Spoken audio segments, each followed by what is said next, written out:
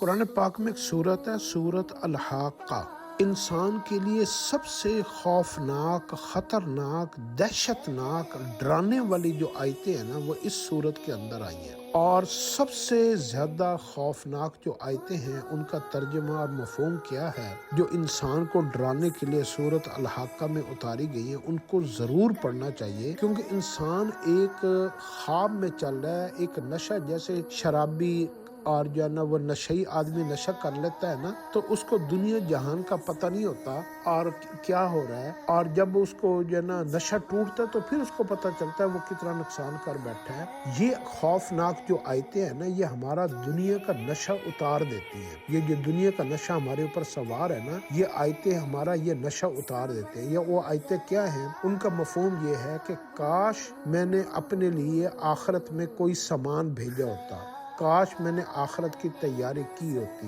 کاش میں مٹی ہو جاتا، کاش مجھے ہمیشہ کے لیے موت آ جاتی، کاش میرا اعمال نامہ دائیں ہاتھ میں دیا جاتا، کاش میرا حساب کتاب نہ لیا جاتا، میں ایسے دوست نہ بناتا جن کی وجہ سے آج میں اس مصیبت میں گرفتار ہوں، کاش میں اللہ کا کوئی شریک نہ بناتا، کاش میں دنیا، پیسہ، دولت اس کو سب کچھ نہ سمجھ لیتا، کاش میں یہ نہ کرتا، کاش میں یہ نہ کرتا، کاش میں اللہ کا حکم مان لیتا، کاش میں رسول صلی اللہ علیہ وسلم کی تعلیمات کے اوپر عمل کرتا، کاش میں لوگوں کا حق نہ مارتا، کاش میں ظلم نہ کرتا، کاش میں ظالم نہ بنتا، کاش میں ایسا نہ کرتا، کاش میں زنا نہ کرتا، کاش میں برائی نہ کرتا، کاش میں نماز نہ چھوڑتا۔ یہ سارے ان آیتوں کے مفہوم ہے کہ انسان اپنی ہاتھ کی انگلی کو چبانا شروع کرے گا اور پورا ہاتھ کھا جائے گا، اب اس کو پتہ بھی نہیں چلے گا کہ وہ اپنے پورا بازو کھا گیا ہے۔ اتنی حسرت، اتنی دفعہ وہ کاش کہے گا اور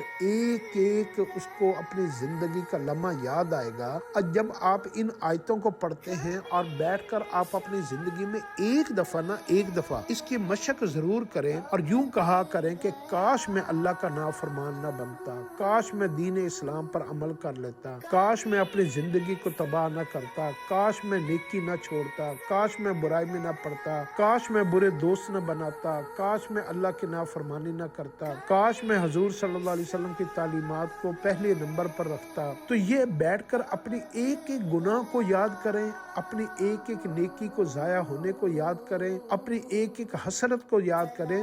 جو بندہ اس دنیا میں ان حسرتوں کو اپنی زندگی میں دہرا لے گا